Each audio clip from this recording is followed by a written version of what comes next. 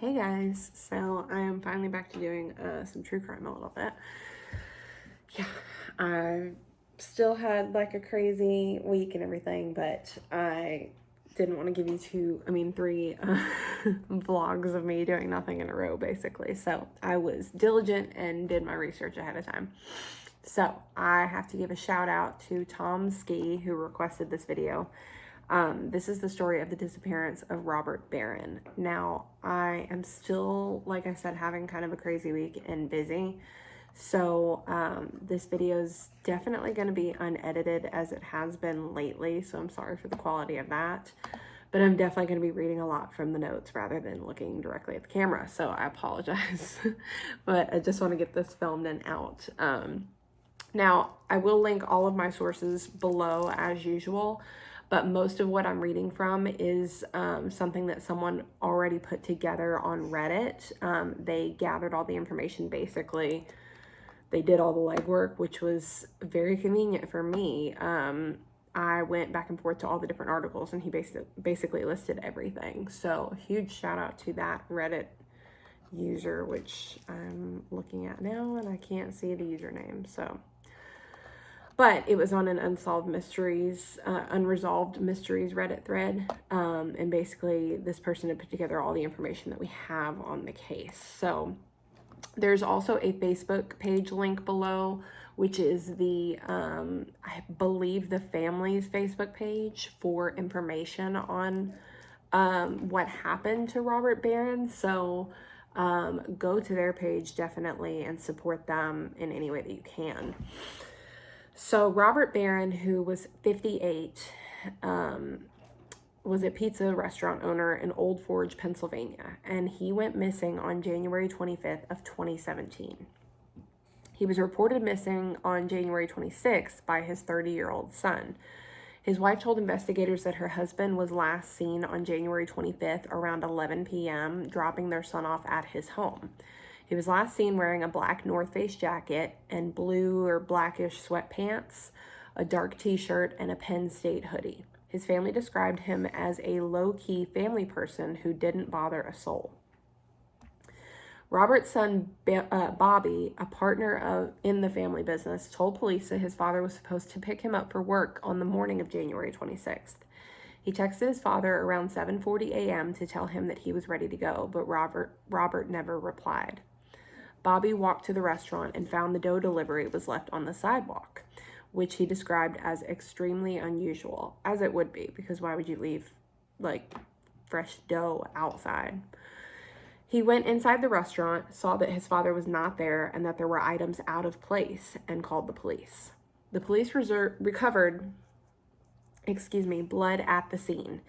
They used luminol, which relieved, oh my goodness, I cannot talk today, I'm so sorry. They used luminol, which revealed evidence that a possible assault had taken place and was attempted to be cleaned by the perpetrators with household cleaners left at the scene. It's not noted whether these cleaning supplies were of the restaurant or found in the upstairs apartment. In addition to the blood, police found a tooth, confirming through DNA testing to be Robert's in a utility sink in the restaurant. The district attorney classified the amount of blood in the restaurant to be significant. Speaking of the apartment, there is an apartment located above the restaurant, and Robert's wife reported that he stayed there occasionally, especially on the night before the said dough delivery, so that he could be there to pick it up for the 7 a.m. delivery. Robert's wife told police she checked the apartment and saw that the comforter from the bed was missing and that she found an Afghan in the bar area of the restaurant, which was odd. Bobby also reported that his father's cell phone was left in the kitchen. From the article that this Reddit user found, it's not clear if the restaurant's kitchen or the apartment kitchen was what he meant. So it seems as though he returned to the restaurant and or apartment after dropping his son off. That clicking noise is my son, by the way, on his little activity set, so I apologize if you're going to hear that. This crime scene inventory says the Afghan was bloody. It also says, and this is the crime scene inventory, I'm sure that's a public record that this Reddit user has either discovered himself or discovered through articles. It also says the police collected broken glass and a cigarette butt in addition to evidence swabs. Robert's 2006 silver Hyundai Elantra was also reported missing. Excuse you. Do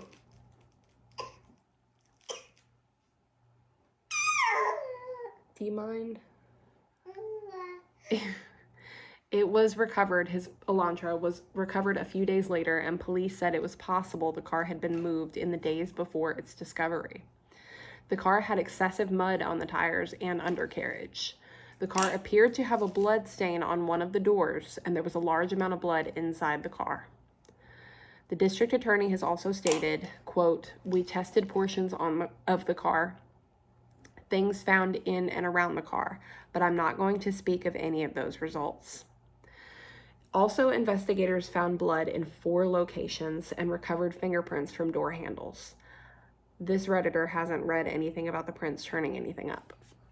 During the investigation, a restaurant employee told police that Robert received multiple calls on the business landline, after which he told the employee, quote, "Don't answer the phone anymore."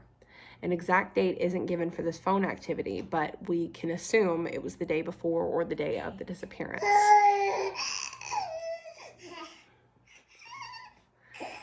I'm so sorry.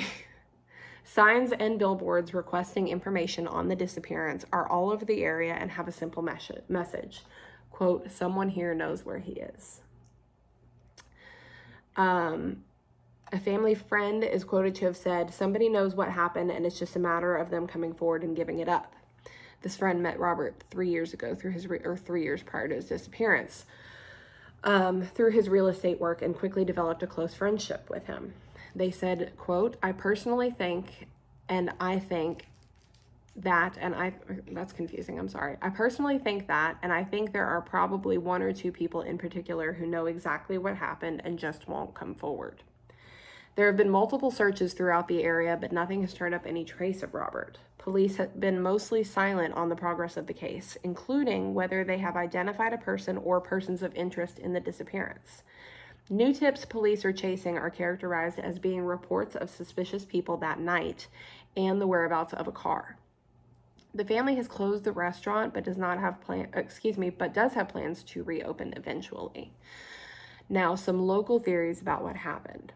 Organized crime isn't unheard of in the area. For example, the activities of the Buffalino crime family included loan sharking, narcotics, racketeering, extortion, and illegal gambling, among others. Could Robert have run afoul of the mafia in the area in some way? Another theory states that some comments on local news websites theorize Robert has disappeared on purpose, and his family may know about it. It has been suggested that the reward for information, which is $10,000, is low, and they are spending a lot of money on billboards in the area that could instead be used to increase the amount of reward money. Does this suggest he doesn't want to be found and his family is in on it? If he is missing on purpose, why, and does his family really know? His wife has said he was not the type to let his family know where he was. Excuse me, he was not the type. I'm so sorry. His wife has said he was not the type to not let his family know where he was. I don't fall for that theory personally, because if it's a matter of the reward money not being great enough and him not wanting to be found, not everyone that goes missing has reward money offered. And why would they spend money out of their pocket on billboards, especially if they've closed the restaurant that he ran, that they got their money from? I don't buy that one personally.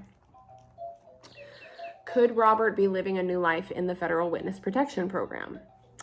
Could he have interrupted a burglary by people who didn't know someone was on the premises? Police reportedly looked at the building surveillance and footage of the area, but it's not known if they saw anything. It's also not known if the restaurant itself had cameras, or at least on the inside. The family suspects the crime was committed by someone familiar with Robert's routine. If so, who and why? Did someone have a grudge, or was it for money? There is a rumor that the doors to the restaurant were locked. Who would lock the doors on the way out after committing this crime? Could it have been an employee? One article mentioned that during the police search of Robert's vehicle, police also found paperwork associated with a civil lawsuit in which Robert received $14,500 default judgment for the month he went missing. Could that be related? Robert's son Bobby had a previous run-in with the police due to heroin. Could this be related to drugs? Some people are suspicious of the son. Somewhat related, but also not related, this Redditor states. The nurse's aide for Robert's mother was charged with theft, forgery, and receiving stolen property after forging checks from the mother after Robert was missing. Police don't believe this is connected, however, to Robert's disappearance. Maria Barron, his wife, is all but sure her husband is dead, even though his remains have never been recovered. She stood outside the restaurant Saturday night before Christmas, I believe this was of 2017, wondering if an open and bustling oh my goodness, I'm so sorry, I can't pronounce this, Gigarellis could somehow comfort the family. Her two daughters avoid driving past it, which is heartbreaking, and I don't blame them. I don't know the state of the pizza store currently. I say I did my research, and here I am Googling right now. But this is certainly a heartbreaking thing. What's most telling and scary to me is that his tooth was found. Like, that's weird. If his family were involved, or, you know, if this was faked, like, how they pulled out his freaking tooth and the dedication there. And then again, the dedication of having reward money and doing the whole billboard thing. I don't think that anyone would go through that if they were in on it. That's a lot of effort to put up a front. Excuse you. The pizza shop says it is permanently closed, which is sad. So I'm guessing they never opened back up again. That's what it looks like. They never opened back up again, which is really heartbreaking. And what a sad reminder for the family, really. Again, please go to the Facebook page below, and, you know, if you're in the area or anything like that, obviously, if you have any information, I would contact them. But this is a very interesting and sad case.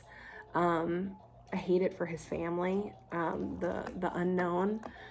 And sadly, I hate to say it, but I agree with his wife. From the evidence that there was a lot of blood cleaned up and a tooth that was confirmed to have been Robert's found, I would fully